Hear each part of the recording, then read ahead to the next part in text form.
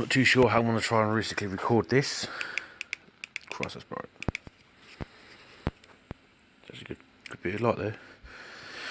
This is my friend, a TDI. I'm picking it up now. As you can see, it's well dark out. Take it now.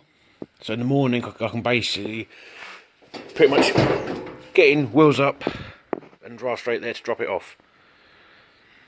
Unfortunately, there's a lot of junk, good junk, but hopefully when you come back, it'll be on a hoist. Right, new discovery, no pun intended,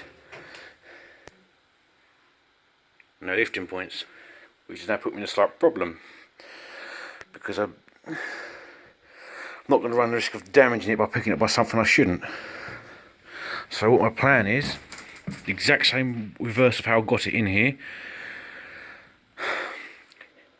Gently walk it, put a thin bit of cardboard underneath, wood underneath, and then rock it onto a tyre. Slide a pallet underneath, bearing in mind there's obviously a gap difference. And basically, with that on the tyre, on the pallet, I can then strap it down and then grab hold of the pallet and pull, and then moan it'll hurt me back. There's a bit of the wood actually from last time, but let's get to it. Slowly getting there. Although that does look really sketchy, it's actually okay. It's on a tyre, so the sump isn't smashing on the ground. That's water out the tyre, so don't panic. What I do is walk it onto here. Easier said than done, but that's how I got the thing in here. Oh. Better be worth it for those 3 letters. Right, my torches have died. The way it's tied down, not strapped down, tied down, and no, that's not on the actual crank. It's just for picture posing only, but it is actually on the pallet. My back is actually hurting, but that side, it's I won. It's on here. And before anyone asks, yes, that is a torque converter because it wasn't an automatic vehicle, and it will be going into a manual, bolted onto a R380, not LT77. But I've now got to get that from there in there.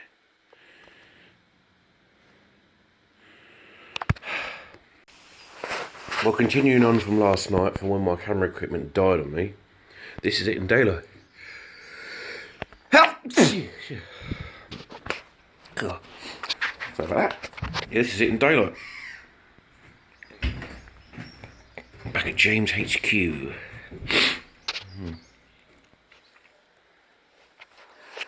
As you can see, that might be tweaked in the future. But in order for me to do that, I'll need a EGR there, exhaust gas temperature, because obviously we don't want to be melting or destroying anything. Oh. But yeah.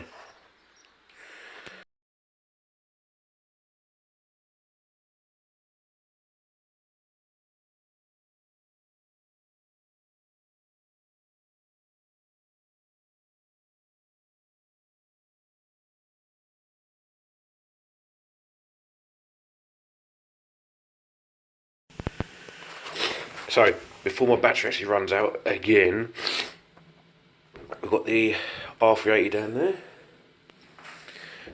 which obviously will include, if I don't fall out of here, short stick.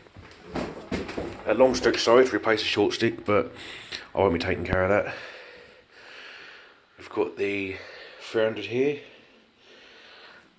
They're only strapped down, not tied down, because I don't want to be breaking stuff, but this is just for documentation purposes only. And then we'll drop them off, and next time we see them, hopefully they'll be together, running. Hopefully be just in time for when the lockdown ends. We hope. And we can actually get to doing some proper off-road videos with them. Okay, so what I'm actually doing is taking the engine and gearbox to Hangar 53 to get work done on the Defender. That ran out on me on smart and charge, lovely. So yeah, I haven't actually put anything up about that, so I wanted to sort of get everything up there, then mention it. But unfortunately, with all that's going on, plans have got up in smoke, should we say. But I've got custom quadrant gaskets for my short stick, long stick for the box. Obviously I don't want to be forgetting them because that will sort of make life a bit difficult if I forget them. They're out of date. So yeah, what I plan to do is obviously I'll make a slow steady drive there now because they're in the back loads ready to go, and then drop them off, have a little chat, see where it's at, because all that's stopping the whole project now is basically the engine and gearbox. I was going to take the axle, but that's in a unit that I can't get in at the minute, so the axle's at least a bit wires, so obviously just repair the Salisbury, so it's not a problem. So next time I start yakking again, hopefully it will be some good news. Hopefully.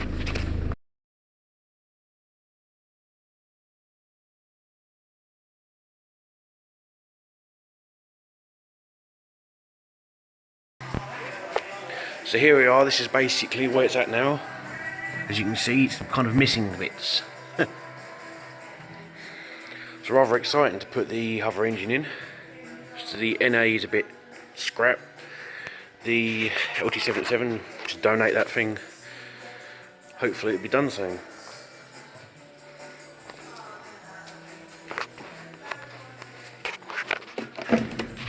Ooh.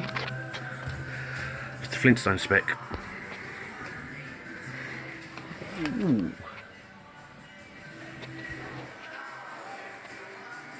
How exciting! Yes, that is actually the tyre. I think I'll put my foot behind there. Well, yeah, it's actually looking pretty cool. Have a look underneath. It's kind of weird looking like that. So yeah, those of you that's been asking, this is where it's at. And yes, I will be keeping the Salisbury axle in case anyone asks. Oh, fucking hell, I'm too fat to get under here.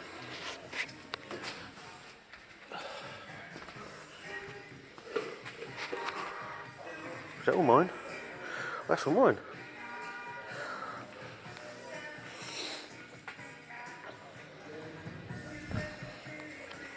It's still here. Yeah, so hopefully soon get this all done. Ready for off-roading when the virus ends.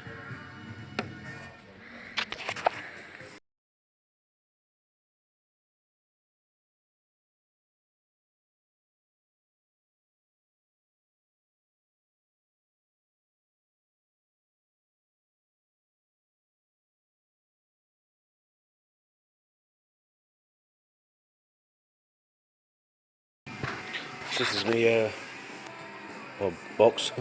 It's actually grubby. That is just, oh fucking hell, that's not steady. Oh, don't touch that. Absolutely stinks. There's had a bit of a leak in here. Yeah. And that looks like grit.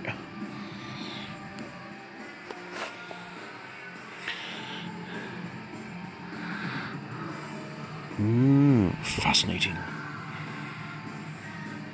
When I said about the quadrant, that's where it actually goes. Get on. I could do with that stand. And this here's the 2.5 NA. That's out of the Defender that I actually just get in. Well, pick a random bloke helped me actually put it on the engine hoist of the tower lift, which actually I appreciate. Yeah, so Defender's down Hangar 53 to have the work done. Absolutely recommend the people all day long. Very helpful, very knowledgeable. If I can figure out how to do it, I'll actually put a link in the description. Bearing in mind I'm still new to this whole thing, so bear with me, but I'll try my absolute best to get it in there so I can actually send more work their way. It's still going to go wrong. Actually, I'll keep recording and be entertaining. So yeah, get that work done. Hopefully we'll be out of lockdown soon, so we can actually be enjoying it properly.